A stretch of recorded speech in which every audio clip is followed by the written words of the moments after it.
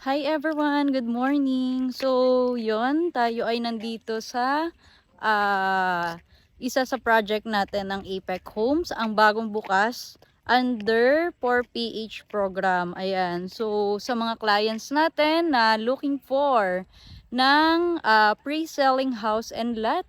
Ayan. So, maaring para sa iyo ng unit na to. And syempre, maganda, simulan mo na to during pre-selling. Yon. So, kung gusto mong malaman yung details natin dito, pwede mo akong i-message mga ka-Apex. So, ang ganda ng project natin. Ayan, province vibe. Kaya talaga namang sulit ang pag-invest mo ng property dito sa Apex Homes.